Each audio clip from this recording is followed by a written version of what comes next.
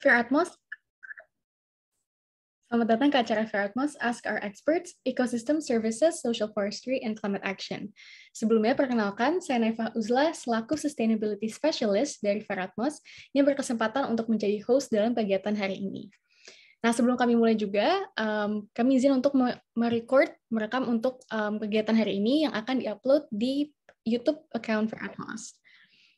Oke, hari ini teman-teman akan mendapatkan kesempatan nih untuk belajar lebih jauh tentang peran hutan dalam aksi iklim langsung dengan ahlinya, yaitu Mbak Emi Primadona selaku Program Coordinator dari Komunitas Konservasi Indonesia Warsi atau KKI Warsi. Kepada Mbak Emi, apakah sudah bersama kita? Ya, sudah bersama kita. Tetap Mbak, terima kasih untuk kehadirannya. How are you, Mbak? Apa kabar? Alhamdulillah baik. Oke, alhamdulillah. Oke, terima kasih Mbak untuk kesempatannya. Nah, sebelumnya aku juga pengen sharing nih mengenai KKI Warsi itu sendiri secara lebih jauh ya. Nanti mungkin lebih detailnya juga di-share oleh Mbak Emi pada presentasinya. Jadi KKI Warsi adalah salah satu lembaga pelopor pengelolaan hutan berbasis masyarakat, kearifan lokal, dan berkelanjutan yang memang sudah berpengalaman dalam melakukan kegiatan-kegiatan seperti perhutanan sosial dan kegiatan pengelolaan hutan lainnya bersama dengan masyarakat. Nah, untuk kegiatan hari ini, sebelum kita lanjut nih dengan sharing session dari Mbak Emi, kita akan ada terlebih dahulu opening speech dari Kak Natalia Rialuki atau Karya selaku founder dan direktur Fair Atmos. Pada Karya, dipersilahkan. Terima kasih semuanya. Selamat siang semuanya. Terima kasih atas waktunya. Dan di siang hari yang indah ini, kita bisa kumpul-kumpul bareng untuk get to know apa sih sebenarnya jasa dari hutan dan social forestry services untuk sebagai salah satu solusi dari memitigasi dampak climate change dan aksi climate action kita bersama. Pertama-tama, perkenalkan, saya Ria, founder dan CEO dari Fair Atmos. Buat teman-teman yang baru join nih, gitu kan, mau pengen kenalan dulu, Fair Atmos sendiri adalah platform teknologi untuk melakukan penyerapan gas emisi rumah kaca, di mana kita bercita-cita untuk membuat kegiatan penyerapan gas emisi rumah kaca menjadi sangat mudah dengan adanya teknologi platform yang kami berikan. Di sini cita-cita kami bekerja sama bersama dengan komunitas, baik smallholder farmers maupun komunitas yang ada di tapak, baik mereka yang fokus di kegiatan cocok tanam mangrove, agriculture, agroforestry, maupun kegiatan-kegiatan konservasi lainnya, untuk memahami apa saja sih peluang-peluang untuk mengembangkan usaha dan juga kegiatan konservasi yang berkelanjutan karena memiliki insentif atau memahami bagaimana cara mendapatkan insentif dari berbagai macam perdagangan sistem perdagangan yang ada maupun nilai-nilai ekonomi dari penyerapan emisi gas rumah kaca itu sendiri. Di hari yang indah ini, sangat senang kami melakukan acara pertama dari series Ask Our Experts. Sebenarnya Ask Our Experts ini apa sih? Ask Our Experts adalah series sesi pembelajaran bersama-sama, di mana kita ingin mengetahui dari orang-orang dan praktisi-praktisi serta ahli-ahli yang sudah pernah melakukannya, bagaimana sih cara menyusun proyek yang bisa melakukan konservasi dan penyerapan emisi gas rumah kaca secara sustainable dan berkelanjutan untuk masa yang lama. Nah, Ask Our Experts ini merupakan salah satu bentuk produk kami juga sebagai service yang kami lakukan sebagai platform teknologi, di mana seluruh pengetahuan dari ahli-ahli maupun expert yang ada di Indonesia ini bisa diakses secara gratis oleh teman-teman komunitas maupun siapapun yang ingin mengambil peran di dalam upaya memitigasi efek rumah kaca ini sendiri. Ask Our Expert ini merupakan salah satu turunan dari 3 produk yang kami miliki. Yang pertama yaitu adanya Digital Pre-Feasibility Studies yang bisa diakses oleh teman-teman yang ingin membuat proyek penyerapan emisi rumah kaca. Yang kedua yaitu adalah expert network kami, yaitu bisa dikatakan seperti telemedicine atau tele-expert, di mana teman-teman bisa menghubungi expert-expert yang bisa diajak konsultasi, baik itu expert di bidang forestry, community, maupun di area-area lainnya. Nah, sekarang dengan mudahnya tidak usah cari kemana-mana lagi, semuanya ada di platform dari Fair Atmos ini. Dan yang ketiga, nanti kami akan bersama-sama untuk mencari bagaimana kita bisa membantu teman-teman menggalang dana maupun sumber daya untuk mensukseskan proyek-proyek penyerapan emisi rumah kaca lainnya. Fair Atmos sangat bangga bahwa hari ini kami juga akan melakukan peluncuran dari Expert Service Network kami, yang nanti setelah acara ini kita akan saksikan bareng-bareng gimana sih caranya supaya kita bisa tap into the expert network-nya. Secara khusus hari ini juga kami sangat senang bisa berkenalan lebih lanjut dan bisa bermitra dengan Kakak Iwarsi. Di sini kita welcome lagi dengan Bu Emi. Terima kasih banyak Bu Emi yang baru balik nih dari lokasi kegiatan Community Ecosystem Services, dan yang nanti pasti lebih seru lagi Mbak Emi akan cerita. Nah, Kakak Iwarsi dan Fair Atmos sendiri bercita-cita untuk bermitra, untuk men-scale up atau menyebarluaskan ekosistem as a service ini yang merupakan kegiatan untuk merestorasi dan mengkonserv kehutanan berbasis community dan memberikan long-term sustainability impact kepada komunitas itu sendiri. Ini merupakan suatu sistem yang sangat menarik nih teman-teman gitu. Karena bisa loh komunitas kalau misalnya memilih untuk mengkonservasi suatu hutan, bertugas untuk menjaga kelestarian dari hutan itu, ada loh opsi-opsi untuk melakukannya secara berkelanjutan dan ada juga nilai ekonominya. Jadi cita-cita kami bisa belajar bersama dari pengalaman Kakak Iwarsi ini untuk melahirkan komunitas-komunitas baru yang bisa melakukan skema yang sama maupun mengembangkan skema-skema yang ada saat ini. Cita-cita kami supaya ke depannya Indonesia tidak hanya memiliki satu Kakak Iwarsi yang melakukan proyek ini, tetapi community-community lainnya yang bisa membantu untuk melindungi hutan-hutan di seluruh Indonesia dan juga memberikan nilai ekonomi juga kepada masyarakat dan komunitas. Demikian sambutan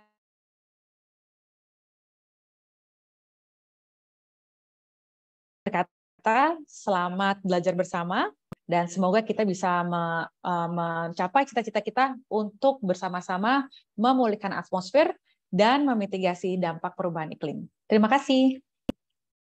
Oke, terima kasih banyak Kak Ria untuk opening speech-nya. Jadi tadi kita sudah dengar lebih lanjut juga mengenai Fair Atmos ya, dan sebenarnya salah satu tujuan dari kegiatan hari ini adalah untuk membangun tadi kemitraan antara Fair Atmos dengan Kakak Iwarsi dan juga mungkin menginisiasi lebih banyak lagi nih komunitas yang bisa bergerak seperti Kakak Iwarsi. Nah, selain itu juga dalam kegiatan hari ini kita juga akan membahas lebih lanjut tentang peran hutan dalam penyediaan jasa lingkungan, dalam penyerapan emisi karbon, dan tentunya dalam aksi iklim di Indonesia. Nah, Kakak Iwarsi sendiri memang sudah punya sejumlah pengalaman dalam melakukan hal-hal tersebut melalui kegiatan-kegiatannya, salah satunya di kawasan Bujang Raba. Nah, jadi kalau teman-teman ada pertanyaan nih, boleh langsung ditanyakan melalui kolom chat, sembari kita mendengarkan sharing dari Mbak Emi mengenai pengalaman Kakak Iwarsi. Dipersilakan kepada Mbak Emi untuk sharing presentasinya. Terima kasih Mbak Naifa. Selamat siang semuanya, kawan-kawan, bapak-bapak, ibu-ibu, para penggiat hutan, dan para pendamping masyarakat, para aktivis lingkungan di kesempatan yang berbahagia hari ini. Jadi sore ini atau siang ini kita akan membahas tentang ecosystem services, social forestry, and climate action. Jadi ada 3 keywords di sini ya, ecosystem services, jasa lingkungan, social forestry atau perhutanan sosial, dan climate action atau aksi iklim.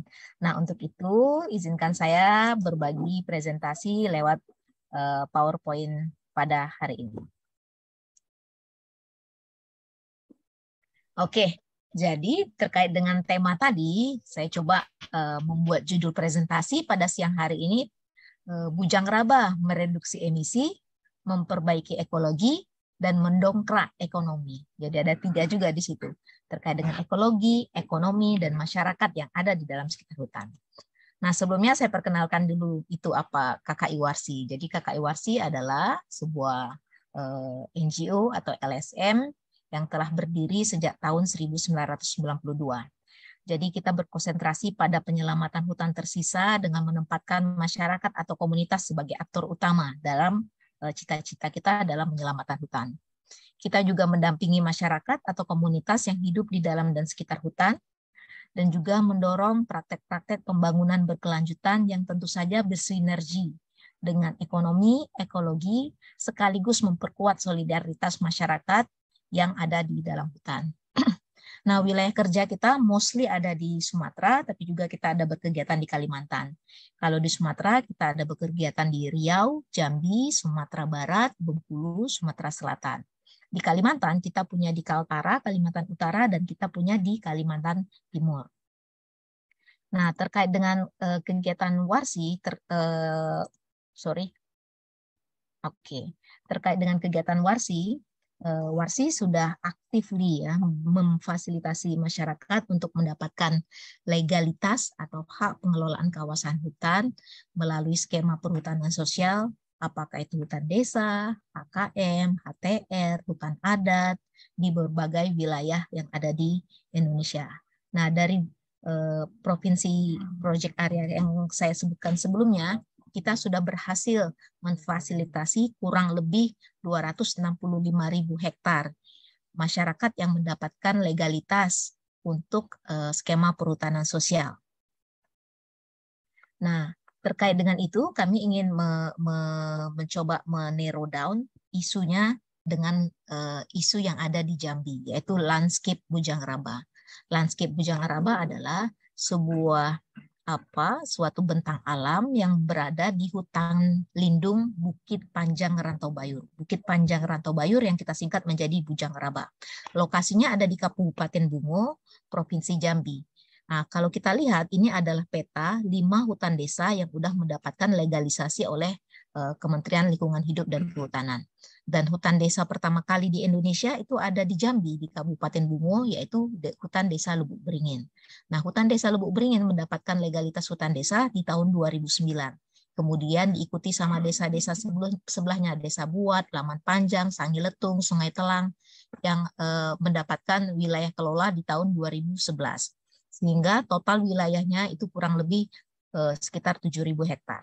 Nah, kalau kita lihat situasi map atau keruangan dari Bujang Raba di hutan lindung Bukit Panjang Rantau Bayur, itu level deforestasi atau keterancamannya itu sangat tinggi. Kalau kita lihat overlay dengan beberapa izin, itu warna biru itu adalah palm oil concessions. Artinya dari atas sudah ada izin-izin kelapa sawit, dari bawah sudah ada izin-izin HTI, belum lagi yang kotak-kotak ini adalah izin-izin tambang yang beroperasi di Kabupaten Bungo. Nah, boleh dikatakan dari tata ruang keruangan yang ada di Kabupaten Bungo, hutan alam yang tersisa itu hanya ada tinggal di Bujang Raba atau Bukit Panjang Rantau Bayur yang langsung nyebrang ke Taman Nasional Kerinci Seblat yang ada di juga bagian dari Provinsi Jambi.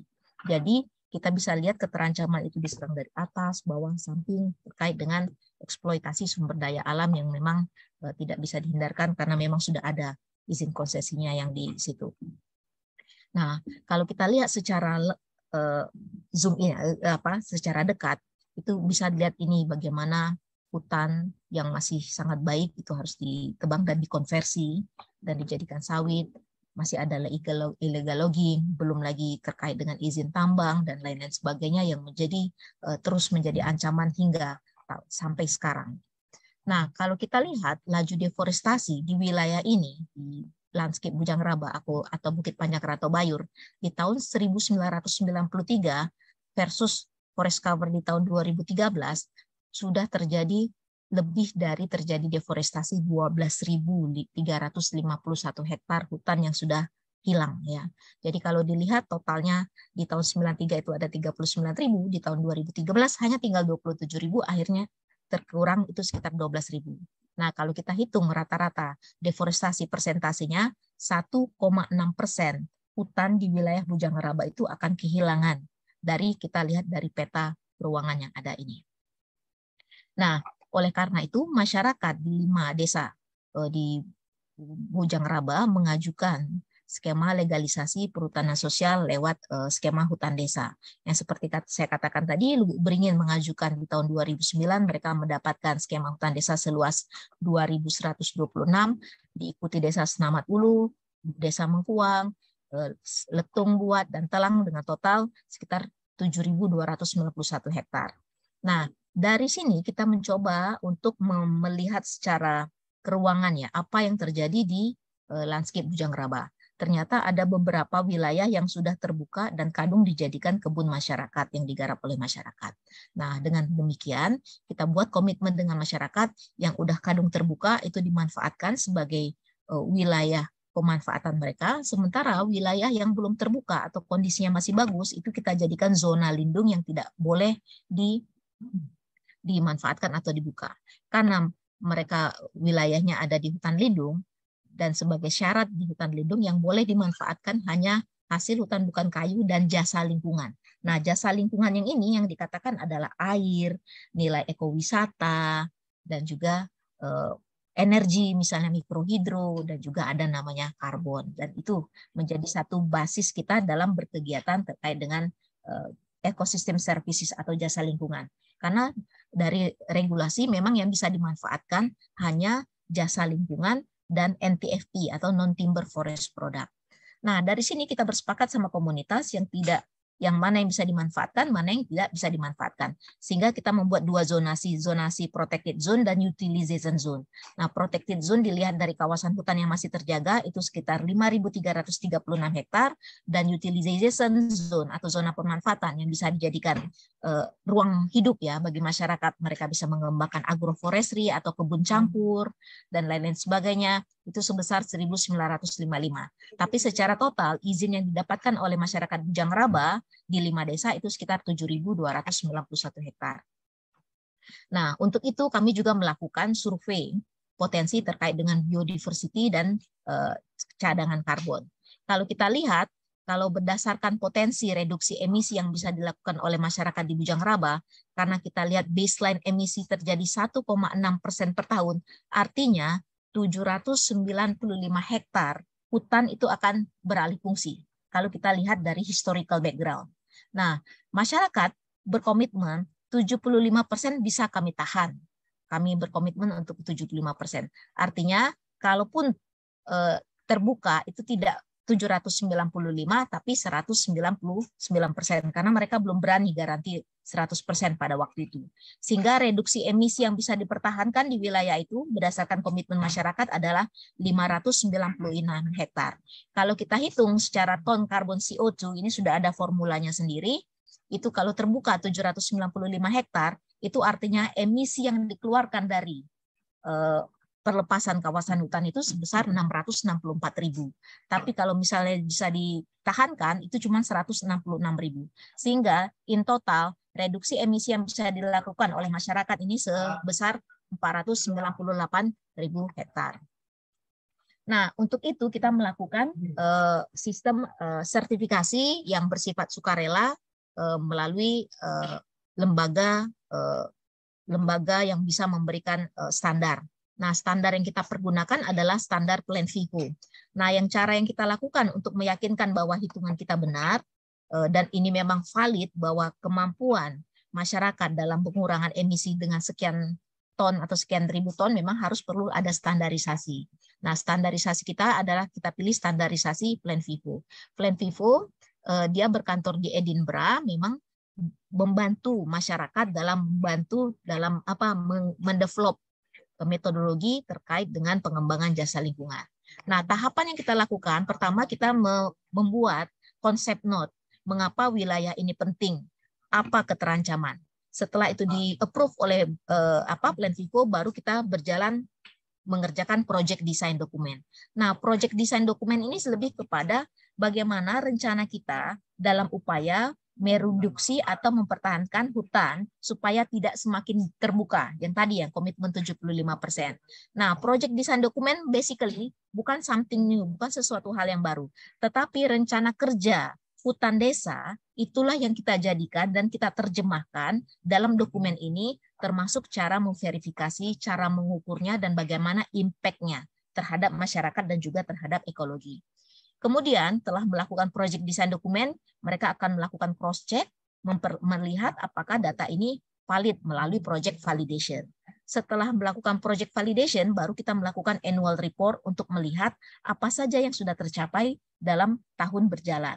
Kemudian setelah annual report dibuat dan direview bahwa ini valid hitungan kita, baru kita mendapatkan certified carbon emission yang bisa kita lihat pada gambar di bawah ini. Nah, sebenarnya apa saja rencana yang kita buat di desain dokumen atau proyek desain dokumen dalam upaya untuk mengurangi laju deforestasi. Nah, hasil diskusi dengan masyarakat ada 5 rencana besar atau proyek intervensi yang bisa kita lakukan untuk mencegah deforestation and forest degradation di wilayah Bujang Raba.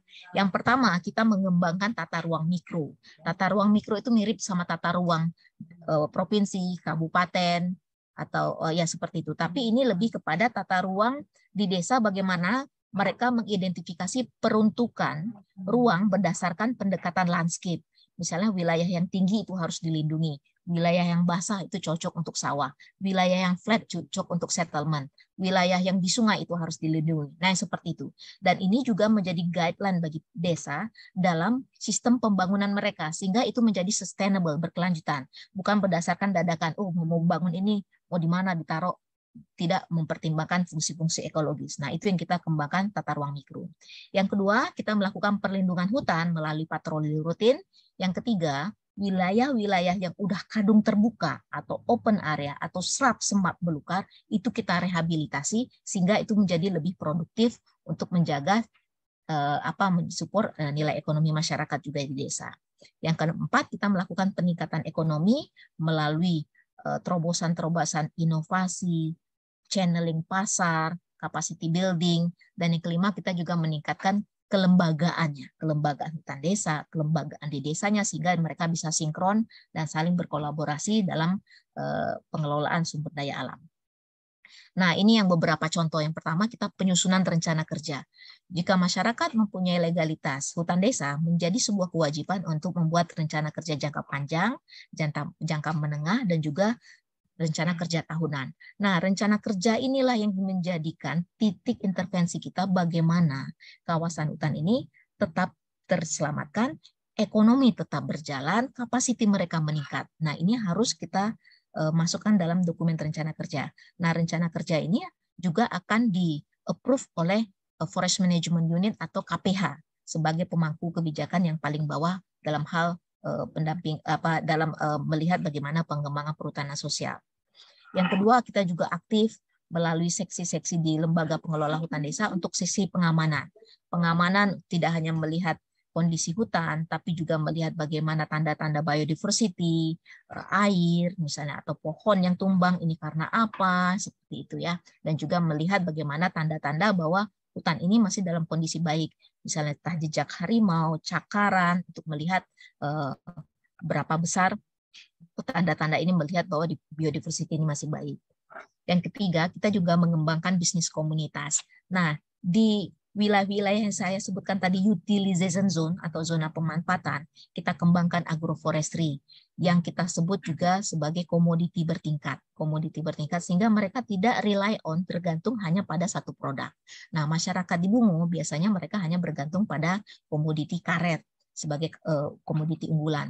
Tapi kemudian kita tumpang sarikan sama komoditi buah-buahan yang lainnya seperti manggis, durian, kardamunggu, kakao, kopi yang sesuai dengan lahan dan sesuai dengan mereka punya knowledge dan kapasitas, sehingga ketika itu sudah ada modal awalnya bisa kita escalating, kita tingkatkan lagi melalui capacity building, pelatihan, alat-alat produksi sehingga channeling pasar. Nah, mereka juga di hutan desa mereka punya potensi rotan manau yang luar biasa sangat banyak, dan mereka sekarang sudah punya badan usaha dusun milik bersama. Kalau di situ desa namanya dusun, badan usaha dusun milik bersama yang menjadi payung besar di 5 hutan desa untuk melakukan bisnis pengelolaan raton dan manau yang bisa langsung mendapatkan akses pasar baik di Jawa maupun di Sumatera. Nah, ini yang ketiga, kita juga melakukan yang tata ruang mikro ini. Nah, tata ruang mikro ini terus dikonsultasikan kepada desa supaya bisa memotret kondisi real lapangan, mengatur peruntukan ruang sebagai arah pembangunan desa. Kemudian juga sebagai memperkuat komitmen masyarakat dalam penentuan zonasi tadi. Zona lindung peruntukannya itu apa, dan zona pemanfaatan peruntukannya supaya apa, gitu ya. Sehingga yang zona lindung masih tetap bisa dilindungi, sementara zona pemanfaatan masih terus produktif untuk livelihood mereka. Terus setiap waktu kita melakukan update data berkala terkait dengan data sosial, demografi, berapa jumlah anak sekolah, berapa jumlah orang miskin di situ. Sehingga kalau ada program-program pembangunan yang bisa menyasar ke orang-orang tertentu, itu sudah ada datanya. Nggak perlu lagi datanya itu ambil dari mana. Jadi bisa online. Baik di desa pun ketika mereka mau mengadakan pengurusan, itu sudah datanya sudah online dan bisa tersinkron sama data yang ada di kabupaten hingga provinsi. Dan yang kelima, kita juga menghubungkan program-program pembangunan pemerintah dengan rencana kerja pengelolaan hutan. Dan di sini kita mencoba mengakses pendanaan dana desa supaya juga bisa mengalokasikan untuk kegiatan yang ada di LPHD atau Lembaga Pengelolaan Hutan Desa. Nah, hutan desa sendiri kan sebenarnya mereka tidak punya pendanaan khusus ya, kalau secara keorganisasian, tapi kita mencoba men-channelingnya melalui dana desa sehingga kegiatan-kegiatan seperti patroli, capacity building dan lain-lainnya bisa disupport oleh desa. Nah, apa hasilnya setelah kita lakukan? Jadi kita memulai proyek ini di tahun 2013 hingga sekarang. Nah, kalau kita lihat berdasarkan dari peta pemanfaatan mana zona lindung dan zona pemanfaatan, yang kita garansi untuk tidak dibuka itu adalah di zona lindung yang kurang lebih 5.336. Nah, kalau kita lihat di tahun 2013, 5.336 sampai di tahun 2018 itu almost nggak ada pembukaan sama sekali, hampir nggak ada pembukaan, zero ya. 0. 2014 tidak ada pembukaan, 2015 tidak ada pembukaan, 2016 slightly kecil sekali, 2017 juga sangat sedikit, 2018 sangat sedikit. Sementara 2019 memang terjadi paling ujung di sini, mereka mengembangkan program ekowisata di mana anak muda bisa pergi ke naik ke atas gunung Pohong, bisa melihat kayak negeri di atas awan, tapi mungkin karena kecerobohan dari para pengunjung melakukan pembakaran nggak sengaja, sehingga juga kita tidak mampu melakukan pemadaman api dan diperburuk dengan musim panas pada waktu itu yang memang tidak memungkinkan. Memang jadi tahun 2019 terjadi terbakar. Namun hal itu menjadi pembelajaran juga bagi seksi patroli dan KPHD yang ada di situ, untuk semakin membuat notification board supaya dilarang melakukan membakar atau apa gitu ya. Sehingga ke depan di tahun 2020 mereka sudah mulai memikirkan bagaimana sistem restorasi di wilayah pasca kebakaran tersebut. Nah, kita melihat jasa lingkungan yang dari upaya pengurangan laju deforestasi dan degradasi ini mempunyai opportunity, mempunyai peluang baik untuk desa itu sendiri, secara nasional maupun internasional. Dalam hal apa? Yang pertama, kita mampu mengadvokasikan kepada pemerintah bahwa ketika masyarakat diberikan hak untuk pengelolaan kawasan hutan, mereka benar-benar mampu mengelolanya dengan baik dan bertanggung jawab. Nah, target perhutanan sosial yang 12,7 juta hektar itu harusnya bisa cepat untuk dikejar, ya. Sementara kita bisa lihat banyak sekali masih persoalan yang membuat itu menjadi targetnya menjadi lama, yang saat ini baru 5 juta hektar. Nah, ini menjadi suatu bukti lobby dan advokasi kita kepada pemerintah bahwa pada dasarnya masyarakat mampu secara mandiri dan bertanggung jawab dalam mengelola kawasan hutan. Dan kedua, ini merupakan satu bukti aksi konkret yang menyatakan bahwa peluang perhutanan sosial untuk mitigasi dan adaptasi perubahan iklim itu sangat besar. Apalagi 12,7 juta hektar itu bisa dilaksanakan dengan baik. Dengan salah satu contoh di lanskip Bujang Raba ini aja, mampu masyarakat melakukan aksi mitigasi dan adaptasi perubahan iklim.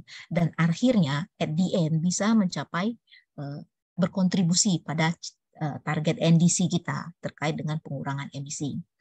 Dan yang ketiga, kita melihat bahwa dengan pemanfaatan jasa lingkungan, ini sebenarnya merupakan bonus dari upaya masyarakat dalam menjalankan rencana kerja yang secara bertanggung jawab, memanfaatkan kawasan hutan dengan baik dan benar, sehingga ada channeling pendanaan, dukungan melalui jasa lingkungan yang bisa langsung didedikasikan kepada masyarakat.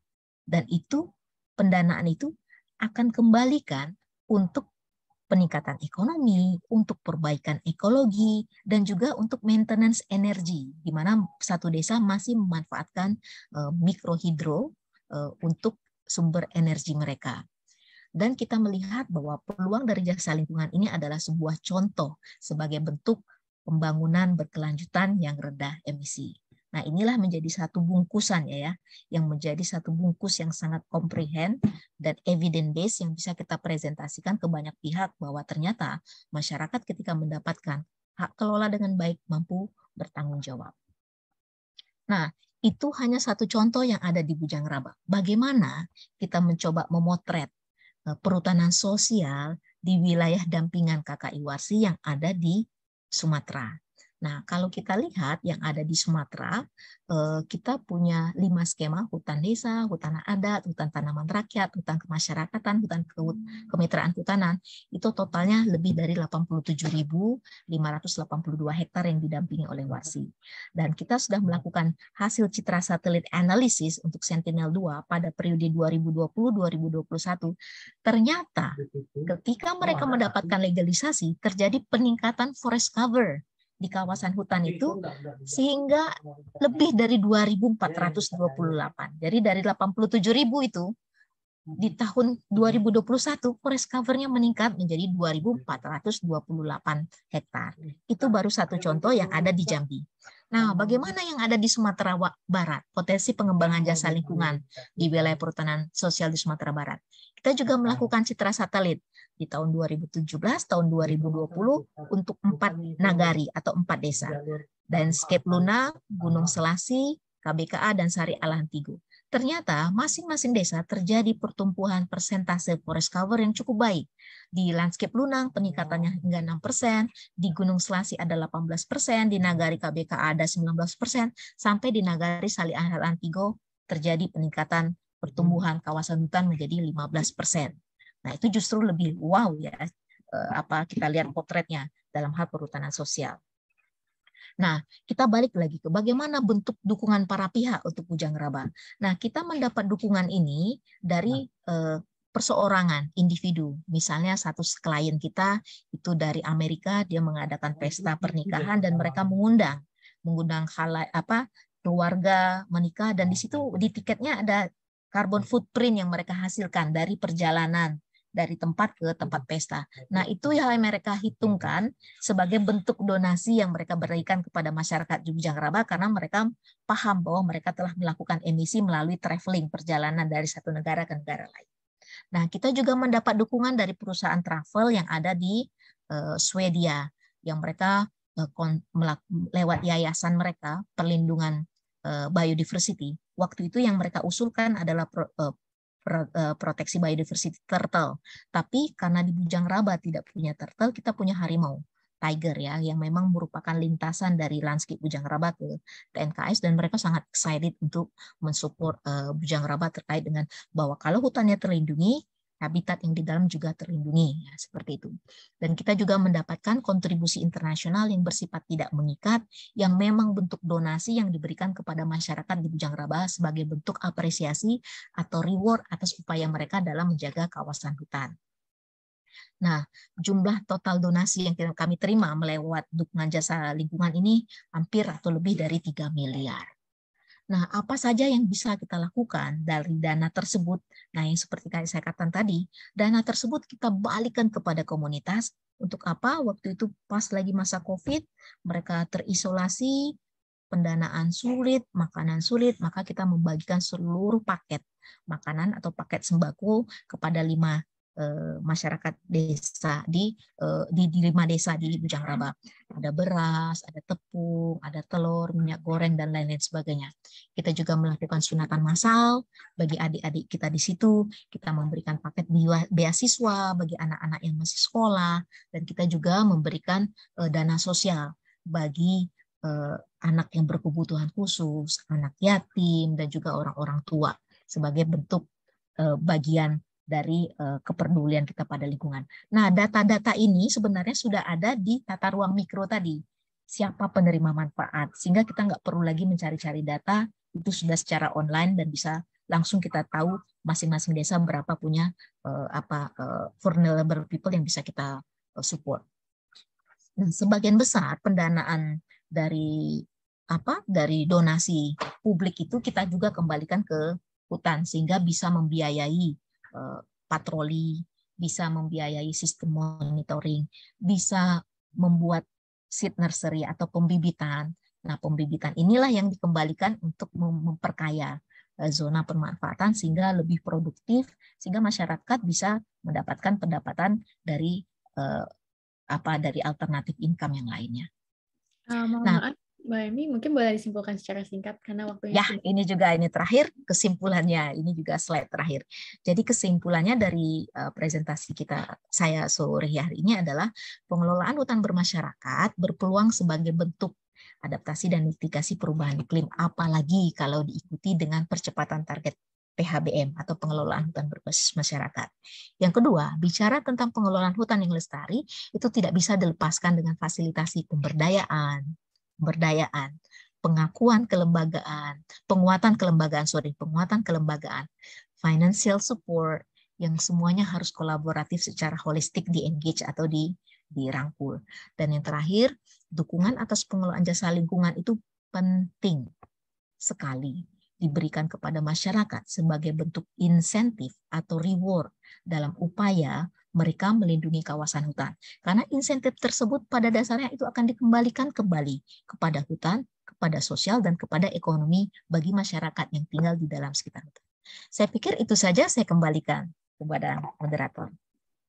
Baik, terima kasih banyak Mbak Emi untuk sharingnya. Tadi mungkin teman-teman juga udah dapat banyak banget nih insights mengenai kegiatan dari KKI Warsi, terutama mengenai ecosystem services, perhutanan sosial, dan tadi juga Mbak Emi sempat cerita ya tentang bagaimana kegiatan pengelolaan hutan desa oleh komunitas masyarakat atau tadi pengelolaan hutan berbasis masyarakat ini berpotensi mendapatkan manfaat. Salah satunya dalam bentuk Payment for Economic Services atau PES ya. Nah, potensi ini sudah digali oleh KKI Warsi melalui salah satunya sertifikasi pengurangan emisi, serta juga melakukan capacity building dan pemberian manfaat atau insentif kembali kepada masyarakat.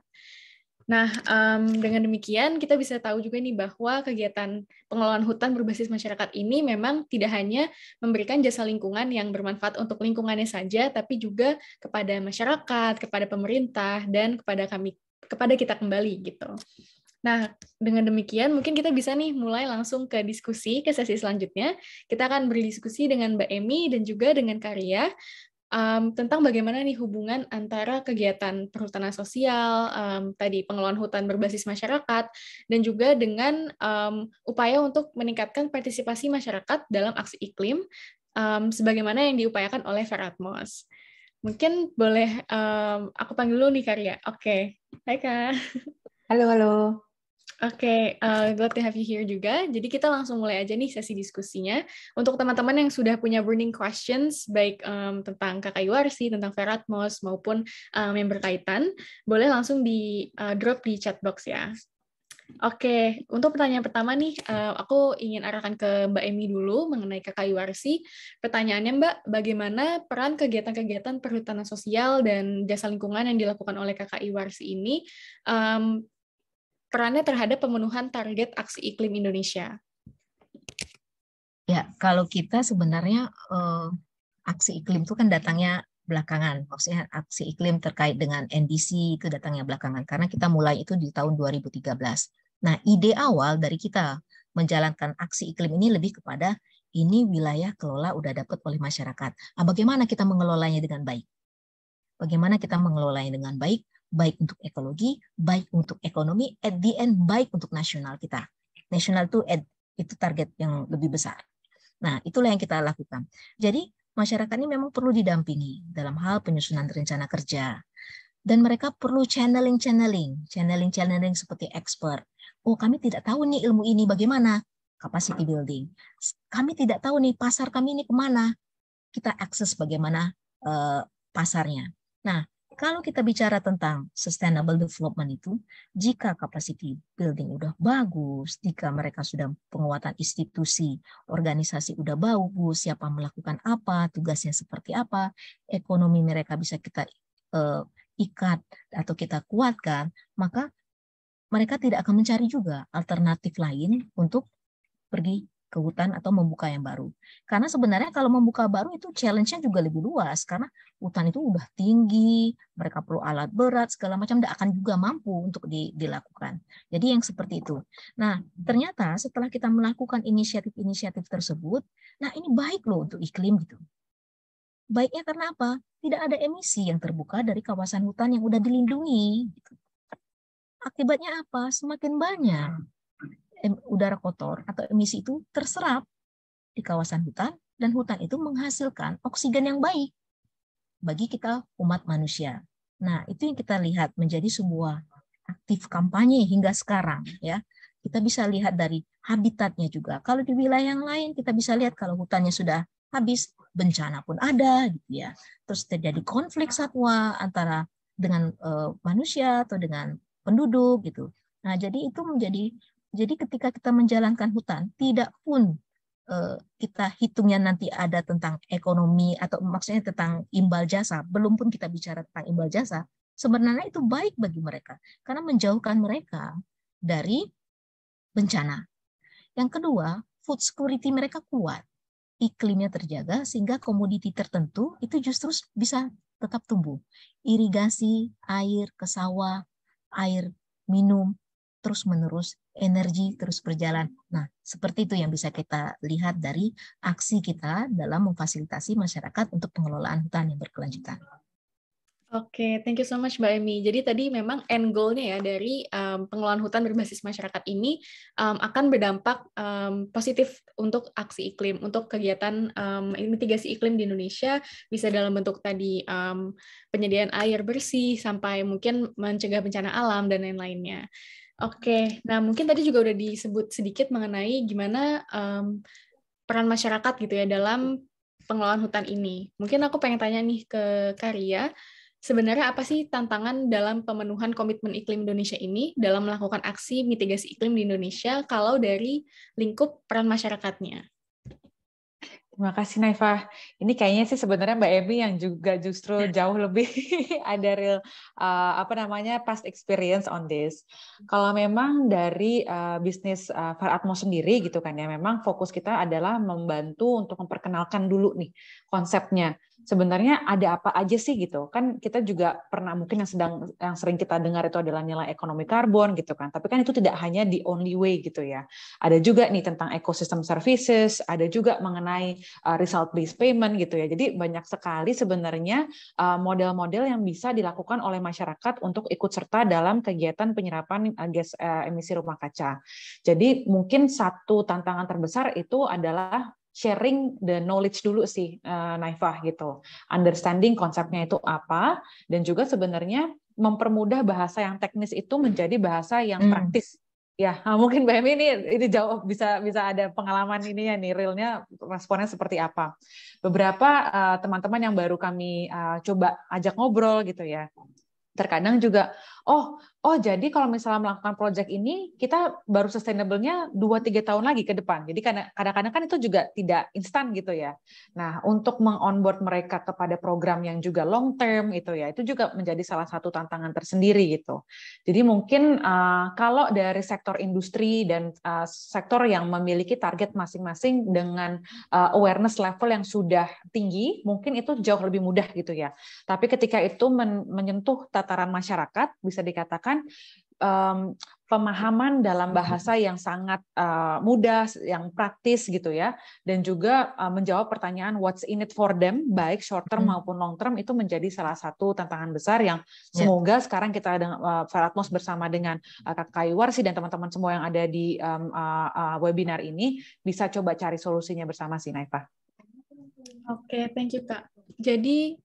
Jadi mungkin kalau tantangannya terbesar adalah akses mengenai pemahaman itu juga ya kepada masyarakat, bagaimana mereka bisa berpartisipasi, apa manfaatnya, dampak positifnya bagi mereka.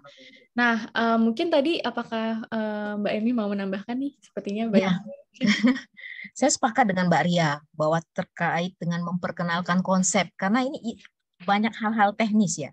Jadi pertama kali kita bicara tentang karbon itu apa ya?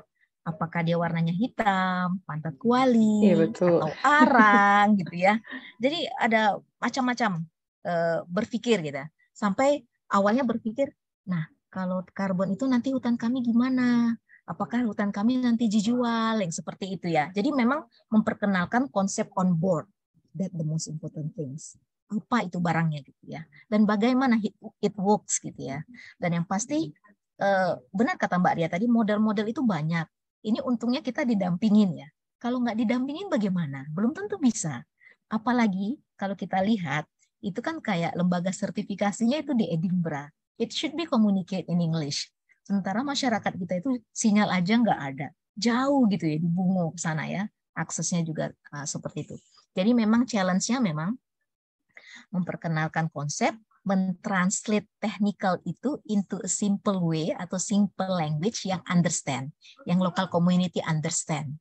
Sehingga ownership, kepemilikan mereka sebagai bagian dari penyelenggara itu muncul, bukan sebagai objek. Objek oke, kami terima aja, enggak. Jadi kalau pada saat kita melakukan survei karbon, itu komunitas yang kita latih. Bagaimana melakukan diameter, nyusun buat permanen sampling plot, sampai metodologi, kita perkenalkan pelan-pelan. Apa itu karbon, bagaimana dia diterjemahkan dalam isu penurunan gas emisi dan segala macam. Nah, itu memang menurut kita yang menjadi challenge. Dan mungkin dengan kesempatan yang dibuat oleh teman-teman Fair Atmos sebenarnya bisa menjawab bahwa ini ada meeting loh, ada platform yang sama-sama kita bisa sama-sama belajar. Mau ketemu orangnya, ini orangnya. Mau tanya-tanya, ini orangnya. Yang seperti itu. Dan memang dengan ini merupakan bagian dari akses kita untuk menyebarluaskan lebih banyak informasi ini ke berbagai para pihak. Sehingga keseragaman informasi itu bisa dapat. Apalagi akses kita ya, nggak semua wilayah itu yang bisa dapat akses teknologi, akses expert, dan yang lainnya sebagainya. Semoga-mogahan dengan kita bekerja sama, berkolaborasi, atau lewat webinar ini, terbuka channel-channel yang bisa kita belajar secara bersama-sama. Demikian, Mbak Naifa. Oke, terima kasih Mbak Emi. Jadi tadi salah satu poin tambahannya adalah mengenai ownership dari masyarakat ya, mengenai karbon, mengenai bagaimana sebenarnya dampak dari emission reduction dari kegiatan misalkan pengelolaan hutan ini bisa berdampak positif juga bagi mereka, tapi memang perlu partisipasi langsung yang bisa memberikan ownership-nya gitu, bahwa masyarakat yang kontribusi dan mereka juga mendapatkan benefit. Oke, mungkin selanjutnya nih mau tanya lagi ke Mbak Emi nih. Bagaimana sih Mbak dampak kegiatan yang dilakukan oleh KKI Warsi terhadap lingkungan dan masyarakat sekitar? Tadi mungkin sudah dijelaskan mengenai bisa memberikan manfaat dalam bentuk mungkin pendanaan, capacity building ya. Tapi manfaatnya lebih lanjut lagi nih Mbak, mungkin boleh dieksplor, terutama mengenai result based payment atau tadi ada donasi ya dari sampai tingkat internasional gitu Mbak. Ya, jadi sebenarnya tadi saya sudah jelaskan kalau manfaat tangible yang langsung nampak ya pastinya ya. Capacity building ada, mereka udah ada channel pasar, mereka institusinya lebih lengkap, dan kalau yang realnya kita bisa lihat bahwa hutannya terjaga. Yang memang yang menurut kita yang dampak yang di luar itu adalah result based payment. Yang awal-awal kita memulai proyek ini di tahun 2013 itu seperti Mission Impossible. Kayak karbon, ngitungnya gimana gitu, kayak ngitung bulu kucing gitu. Kuantifikasinya seperti apa, yang itu yang sama-sama kita belajar sama masyarakat dan kita terjemah. Ternyata itu ada loh di luar situ yang warnanya kita nggak tahu apakah hitam, biru, hijau, yang nggak ada punya taste, nggak punya smells gitu ya, tapi dia bisa menghasilkan nilai ekonomi jika hutannya dijaga dengan baik.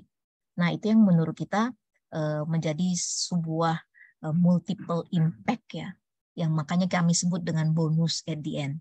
Jadi kita memulai proyek ini di tahun 2013 dengan nowhere, cuman jalani aja, karena ada skema yang namanya jasa lingkungan itu diperkenalkan di COP Bali waktu itu di tahun 2007, dan itulah kita ikutin alurnya, seperti apa metodologinya, bagaimana membuat PIN, bagaimana bikin PDD. Sehingga dari 2013 kita baru kali ditanya, gimana sih proyeknya, masyarakat ngapain di tahun 2018. 13, 14, 15, 16, 17, 18. Hampir 6-7 tahun. Dikenok-kenok pintu kita. Nah gitu. Selama ini masyarakat hanya menjalankan aja. Dan masyarakat menjalankan itu ya secara benar-benar gitu ya. Sampai tahun 2018 ada yang mengetok pintu kita, nanyain.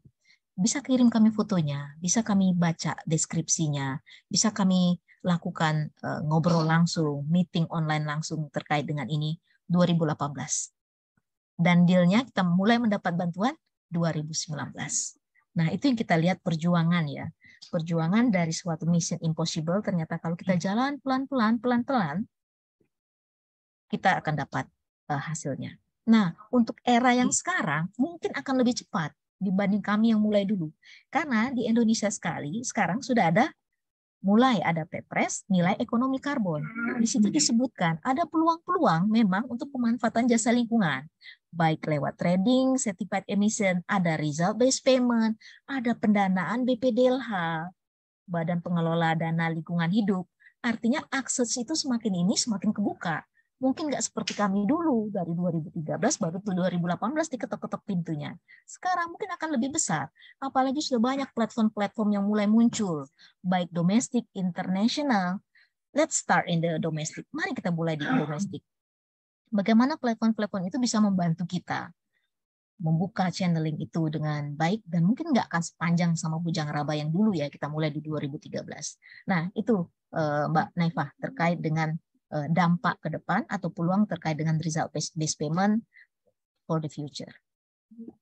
Oke, terima kasih Mbak Emi. Jadi tadi memang kalau manfaat tangible-nya sudah dijelaskan ya, kalau ada dampak langsung gitu yang bisa diterima oleh masyarakat. Tapi sebelumnya, walaupun menunggu waktu yang lama untuk mendapatkan result based payment ini, akhirnya dapat juga nih bonus dalam bentuk result based payment.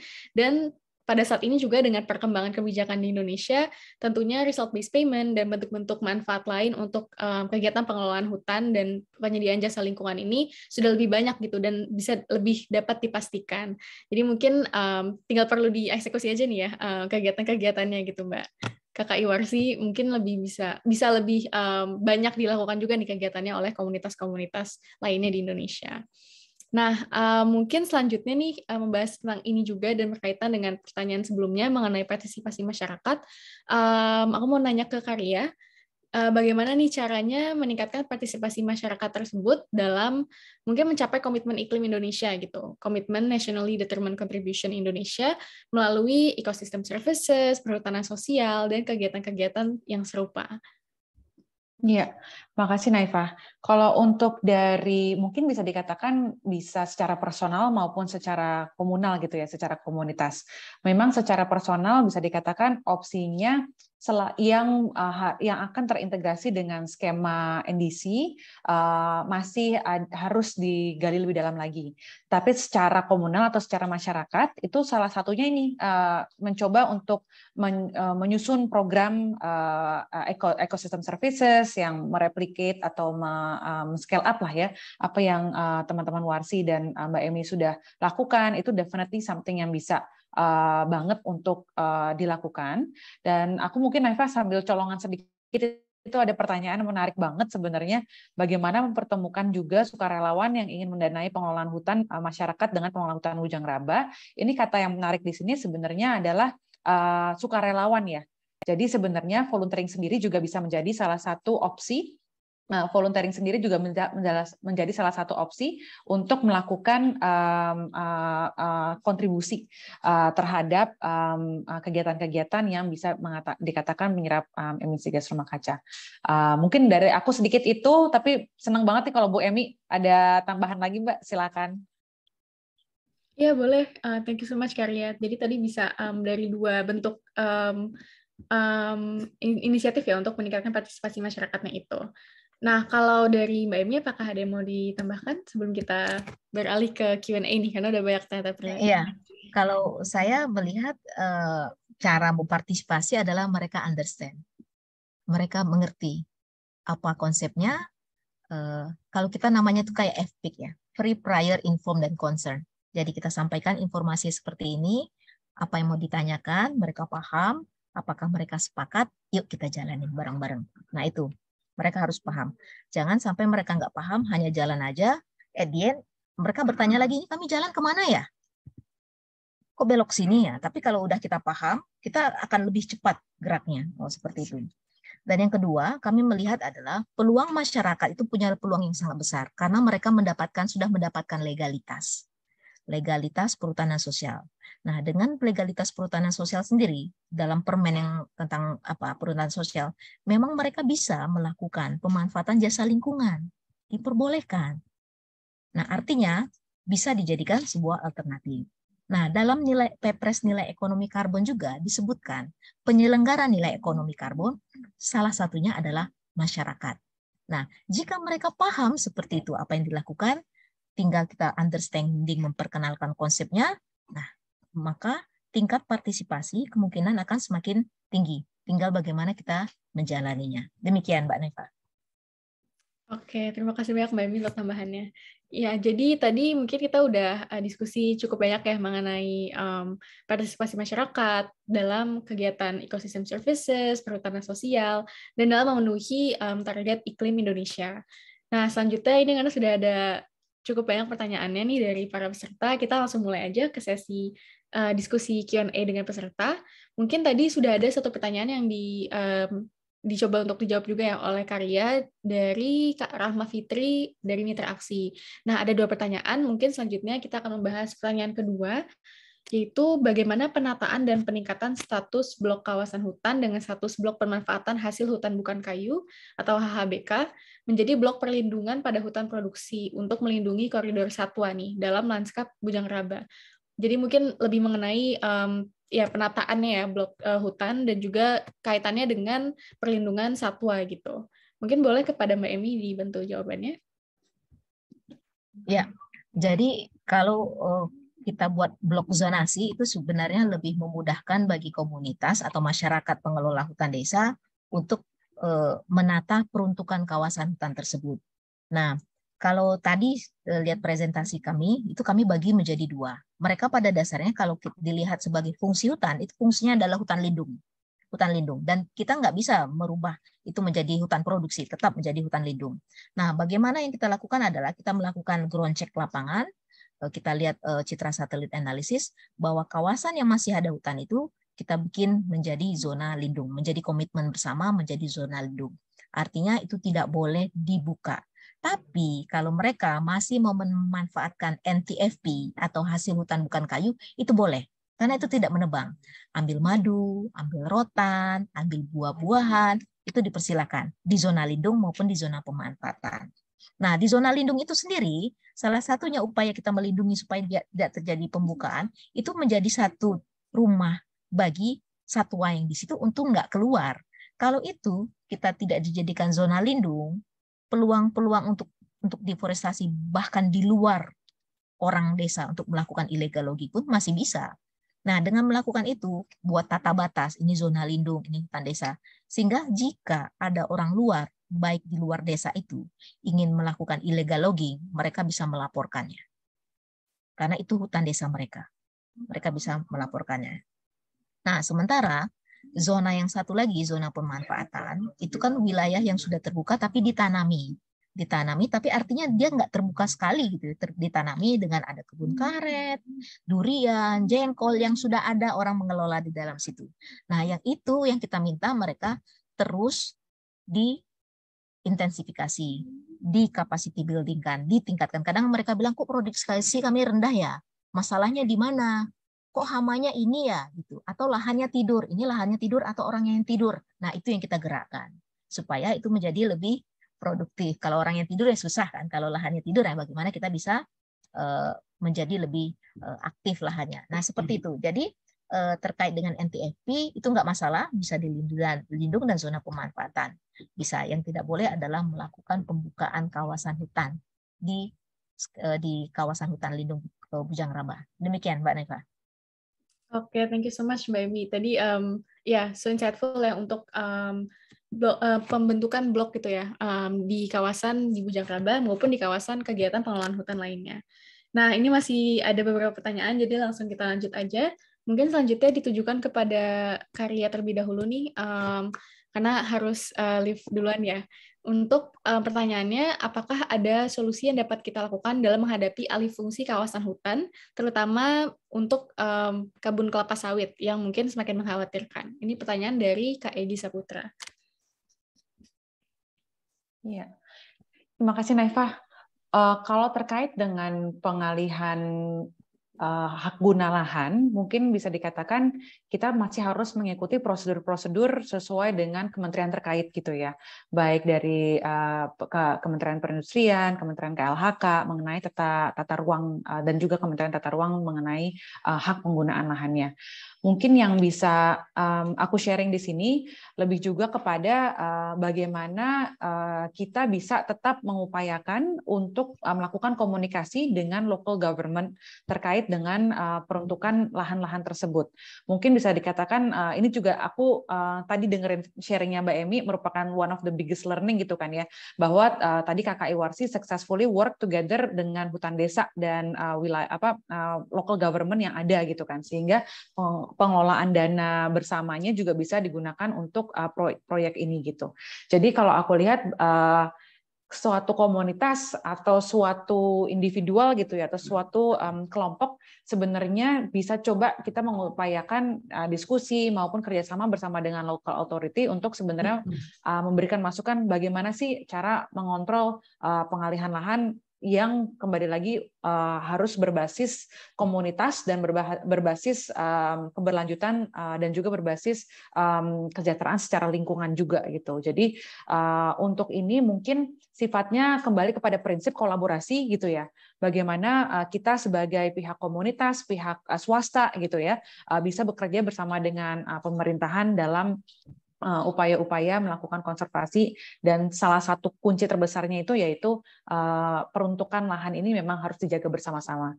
Mungkin itu Naifah perspektif dari saya. Oke, terima kasih banyak Karya. Jadi tadi memang bisa mungkin menjembatani juga ya hubungan dengan stakeholders-nya untuk bisa menangani permasalahan tersebut dan juga mengelola hutannya dengan lebih berkelanjutan. Thank you so much Karya. Selanjutnya ini mungkin akan jadi pertanyaan terakhir nih karena keterbatasan waktu. Kita akan menjawab pertanyaan dari sebentar. Oke, dari Rekov TC. Pertanyaannya adalah bagaimana sistem benefit sharing bagi hasil dari insentif yang diterima?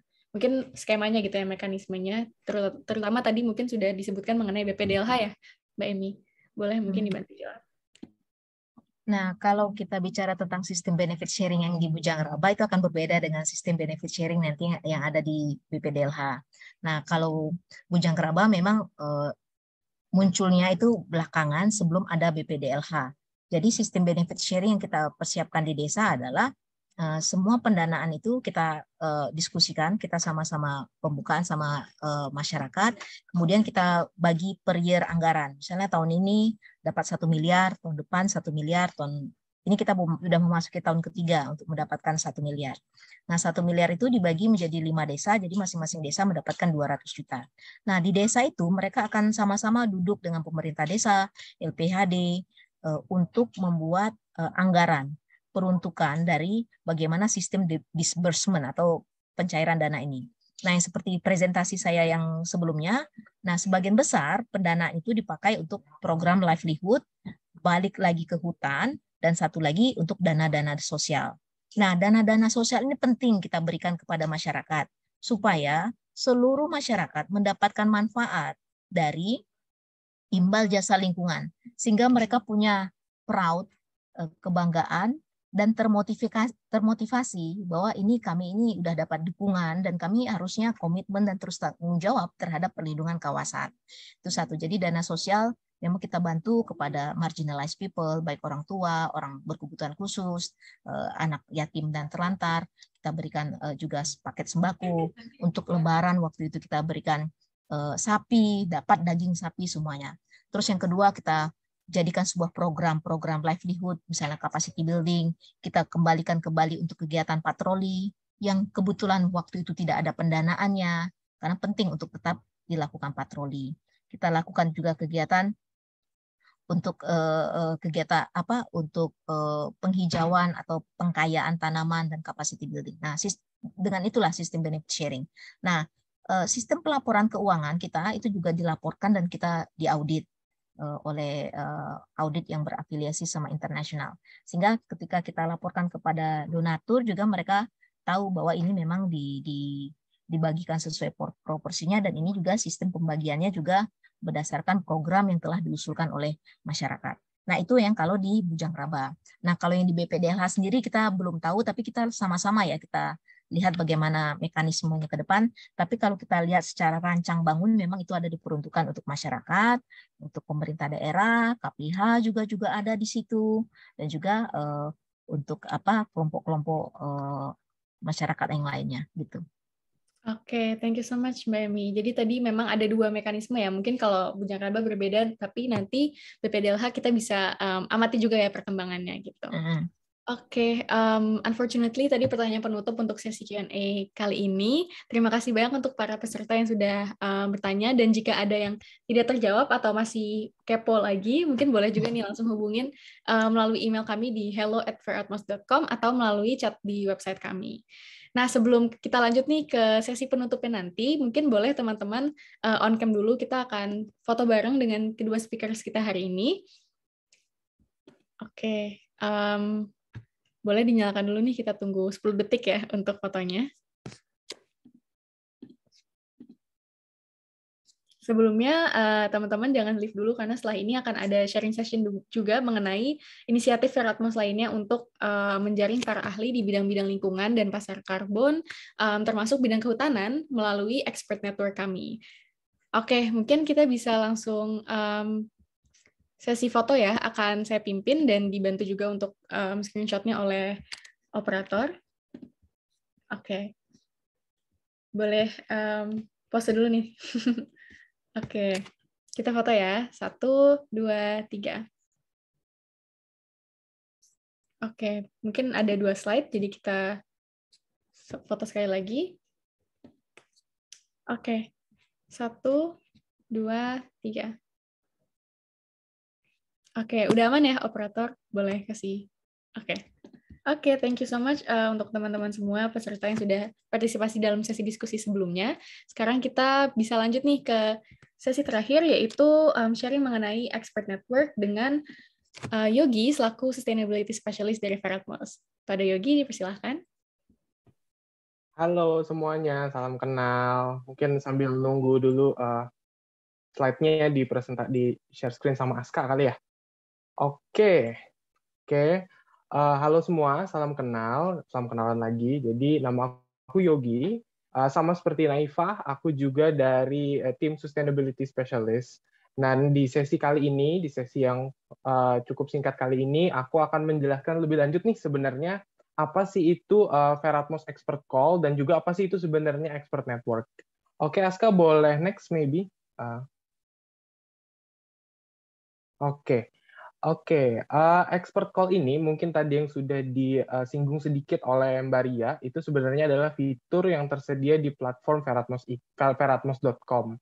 Fitur ini itu berfungsi untuk menghubungkan para calon project developer atau kalau misalnya saya bilang orang-orang yang pengen jadi kayak kakak Iwarsi gitu ya, yang pengen punya project karbonnya sendiri, atau orang-orang yang sudah punya project karbonnya gitu. Jadi kalau misalnya mereka selama pembuatan dalam proses proyek karbonnya itu ada pertanyaan atau yang ingin didiskusikan gitu, platform expert call atau expert network ini merupakan solusinya. Jadi bagi teman-teman ataupun calon project developer yang ingin berdiskusi dengan para ahli di bidang karbon, itu ada tempatnya adalah di platform ini gitu.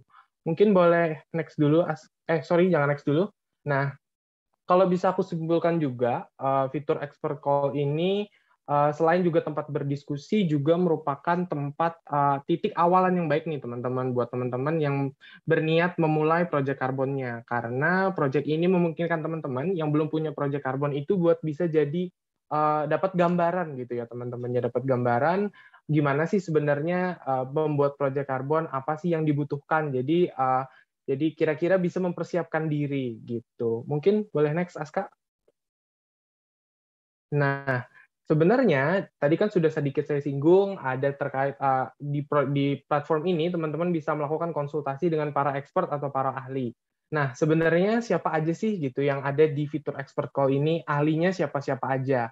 So far, ahli-ahli yang tergabung di sini itu adalah para profesional dan akademisi dari berbagai sektor keilmuan dan sektor keahlian nih teman-teman. Jadi bagi teman-teman yang ingin bertanya khususnya di sektor karbon ataupun sustainability, di sini adalah tempatnya.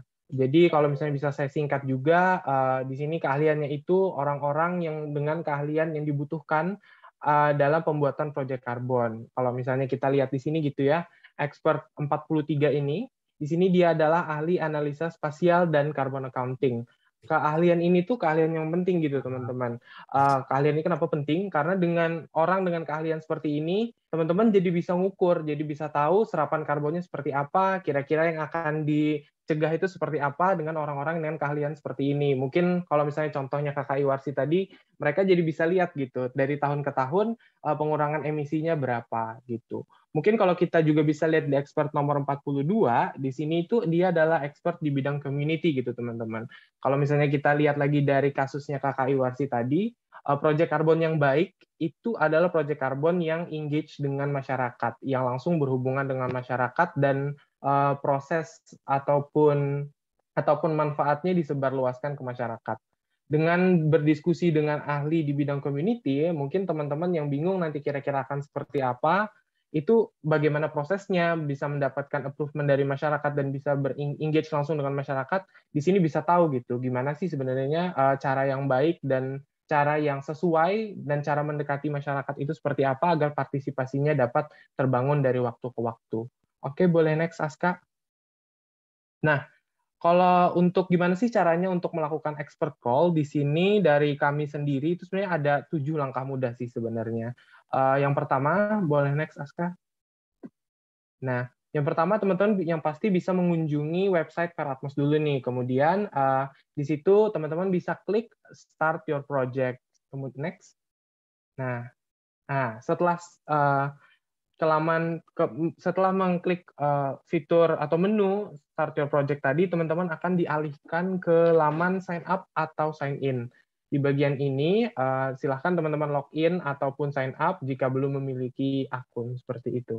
Setelah sign in, boleh next.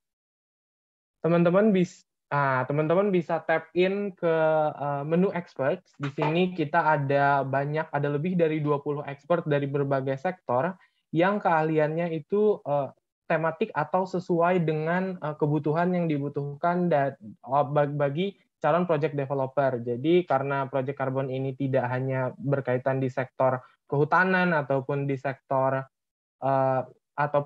volu atau land use and forestry seperti itu, di expert kami juga ada beberapa seperti di bidang renewable energy dan juga di bidang waste management gitu. Di sini teman-teman untuk mencari dari sekian banyak expert ini bisa menggunakan fitur filter yang ada di bagian kiri. Di situ ada teman-teman bisa saring berdasarkan keahliannya, mulai dari mungkin kalau teman-teman butuhnya remote sensing, bisa klik remote sensing, atau butuh orang dengan keahlian beberapa itu kliknya kotak boxnya bisa dicentang lebih dari satu. Boleh next, Aska? Nah, selain keahlian juga, di sini fiturnya juga teman-teman bisa memfilter berdasarkan kemampuan bahasa. Karena biasanya expert ini biasanya ada yang bisa melakukan konsultasi atau bisa berdiskusi dalam dua bahasa, baik dalam bahasa Indonesia ataupun dalam bahasa Inggris gitu. Jadi bahkan ada beberapa juga yang hanya bisa dalam bahasa Inggris. Jadi harapannya dengan ini bisa memfilter teman-teman, bisa memfilter expert yang ada gitu. Kemudian yang juga bisa diperhatikan adalah year of experience-nya atau tahun kerja pengalamannya. Di sini semakin tinggi pengalamannya, kami mungkin bisa diasumsikan keahliannya juga semakin banyak. Jadi mungkin diskusinya jadi juga bisa menjadi hidup dan bisa menjawab pertanyaan-pertanyaan dari teman-teman seperti itu. Boleh next, Aska? Nah, kalau di sini kalau bisa teman-teman mau lihat lebih lanjut terkait expertnya, di sini teman bisa klik profilnya dan di situ bisa lihat waktu tersedia untuk expert itu untuk diajak konsultasi kira-kira di hari apa dan di jam berapa. Kemudian teman-teman di situ juga bisa melihat harga per jam, harga konsultasi per jamnya. Di sini mungkin sedikit informasi harga yang disebutkan di sini itu sudah sesuai dengan value yang akan expert ini berikan ke projectnya teman-teman gitu. Jadi semakin banyak gitu, semakin mahal mungkin pasti pengalamannya lebih banyak dan value yang diberikan juga dapat lebih baik gitu. Boleh next, Aska? Nah, di sini teman-teman bisa pilih jam dan tanggalnya. Boleh next lagi, Aska? Nah, setelah itu teman-teman bisa klik book the schedule, boleh next, dan nanti teman-teman akan di-proceed ke payment. Di hari yang sudah ditentukan, teman-teman bisa di sini join ke call-nya dengan mengklik join now di di bagian kanan tengah itu ya. Jadi misalnya di tanggal Agustus 25, di situ teman-teman bisa klik join now dan teman-teman akan langsung terkoneksi dengan expert yang bisa teman-teman ajak diskusi gitu. Boleh next, Aska? Nah, di sini juga selain melakukan konsultasi, teman-teman nanti juga akan mendapatkan saran dan summary dari expertnya langsung. Jadi nanti expertnya akan memberikan saran setelah melakukan konsultasi, langkah apa saja sih gitu yang bisa teman-teman lakukan untuk proceed dengan project-nya atau proceed dengan kegiatannya. Boleh next, Aska? Nah, kemudian ini akan ada survei juga. Di sini teman-teman akan diminta untuk mengisi survei. Sebenarnya tujuannya adalah untuk perbaikan experience-nya teman-teman sendiri. Jadi baik dari platformnya dan juga expertnya bisa berbenah sehingga konsultasinya dapat dilaksanakan dengan baik nantinya. Gitu. Boleh next? Nah, ini juga berhubung dengan ada soft launch. Di sini kami dari Veratmos juga memberikan lagi ada diskon nih teman-teman. Jadi buat teman-teman yang ingin melakukan konsultasi atau melakukan diskusi dengan expert, teman-teman bagi 20 orang pertama yang melakukan registrasi akan dapat diskon 1 juta. Jadi kalau tadi misalnya harganya 1.500.000, teman-teman bisa cukup bayar 1 juta aja. Nah, harapannya juga gitu ya. Dengan adanya diskon ini semakin banyak juga KKI-Warsi baru yang punya proyek karbon dan juga semakin banyak juga proyek karbon yang ada di Indonesia. Mungkin next. Mungkin itu aja sedikit sharing dari aku. Terima kasih teman-teman. Sampai jumpa di expert call. Dan mungkin kalau ada yang ingin didiskusikan, teman-teman bisa langsung menghubungi hello@veratmos, baik itu terkait expert call ataupun non-expert call. Terima kasih Naifa, aku kembalikan ke kamu lagi. Oke, thank you so much Yogi. Nah, jadi teman-teman tadi udah dengar ya kalau misalkan kita ada expert network nih, ini kayak telemedicine untuk konsultasi dengan experts mengenai kegiatan-kegiatan pengurangan emisi di Indonesia. Jadi boleh banget langsung cek website kita, dan kalau mau tanya lebih lanjut bisa hubungin lewat email hello@veratmos.com.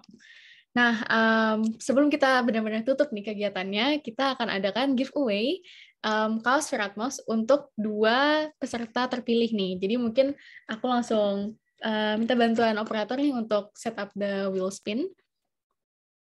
Oke, jadi ini untuk teman-teman yang hadir hari ini ya, kita akan undi dulu nih siapa yang akan bisa mendapatkan kaos dari Veratmos. Oke, mungkin boleh untuk peserta pertama. Deg-degan ya teman-teman? Oke. Alright. Kak Bevan dari HTML ITB. Nah, nanti akan dihubungi langsung ya oleh tim Veratmos, akan ada yang reach out untuk menanyakan alamat dan detail pengirimannya. Selanjutnya untuk peserta kedua yang dapat kaos Veratmos, kita spin lagi.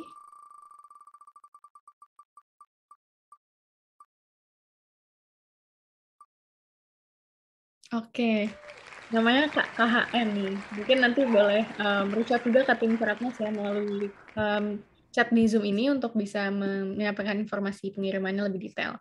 Nah, selamat kepada 2 pemenang peserta hari ini, dan untuk peserta lainnya juga thank you so much for your active participation, dan semoga bisa ketemu lagi di kesempatan selanjutnya. Mungkin sebelum ditutup, misalnya Naifa Uzla selaku moderator ingin menyimpulkan sedikit bahwa sebenarnya banyak peran dari hutan dalam menyediakan jasa lingkungan, baik untuk tadi fungsi-fungsi lingkungan seperti menyediakan udara bersih, air bersih, sampai mencegah bencana alam dari krisis iklim, dan juga bisa bermanfaat bagi masyarakat secara sosial, ekonomi, menyediakan pendapatan tambahan, bonus kalau tadi kata Mbak Emi ya, dan juga menjembatani hubungan dengan pemerintah. Nah, melalui Veratmos juga kita berusaha untuk bermitra dengan komunitas-komunitas seperti KKI Warsi untuk memperbanyak juga nih jumlah kegiatan-kegiatan pengurangan emisi dan pengelolaan lingkungan yang berkelanjutan oleh masyarakat di Indonesia.